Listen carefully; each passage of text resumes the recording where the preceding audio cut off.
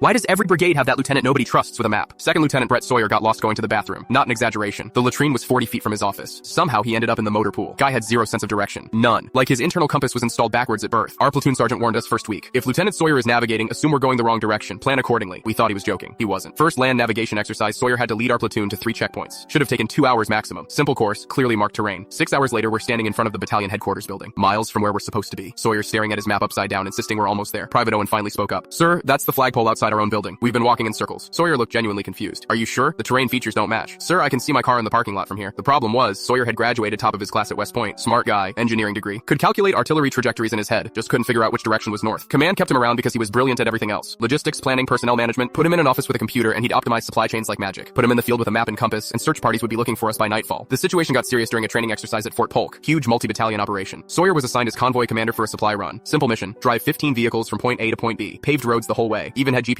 in the lead vehicle. Sawyer decided GPS was for amateurs. We're using terrain association and map reading. Good training opportunity. Our driver, Specialist Quinn, gave me a look that said we're doomed. 2 hours into a 45-minute drive, we're on a dirt logging road deep in the woods. No idea where we are. The convoy behind us getting increasingly angry on the radio. Sir, the GPS says we need to turn around, Quinn suggested carefully. The GPS is wrong. I recognize this terrain feature. We're exactly where we need to be. Sir, we passed the same McDonald's 3 times. Different McDonald's. Louisiana has many of them. Quinn just sighed and kept driving. At this point, we were making up our own mission. Maybe we'd end up in Texas. That's when the radio crackled. All vehicles, this is Battalion Commander. Convoy 1, what's your location? Sawyer keyed the mic confidently. Sir, we're approximately 2 clicks from the objective, moving at steady pace. Really? Because I'm looking at your convoy right now. You're in my driveway, at my house, 20 miles off course. Dead silence. Quinn was trying so hard not to laugh he was turning purple. Turned out Sawyer had navigated us directly to the battalion commander's private residence off base. 15 military vehicles parked in a residential neighborhood. Colonel Vaughn walked up to our vehicle, looked at Sawyer, looked at the map, looked at the 15 trucks behind us. Lieutenant, how did you end up here? Sir, I'm not entirely sure. The terrain features were misleading. My mailbox is not a terrain feature. Neither is my wife's garden that your truck just drove through. The colonel's wife came outside, saw tire tracks through her flower beds, and started taking photos. You're paying for those roses, Colonel. We got escorted back to base by military police. The whole convoy, lights flashing like we'd robbed a bank. Everyone assumed Sawyer's career was over. Getting lost is embarrassing. Getting lost into your commander's front yard is legendary incompetence. But 2 weeks later, something happened. Battalion discovered a major flaw in supply requisition software. Equipment worth millions was getting shipped to wrong locations. They needed someone who understood complex logistics systems, someone who could track inventory across multiple databases and find the errors. Sawyer fixed it in 3 days, found discrepancies nobody else could see, saved the army roughly $2 million.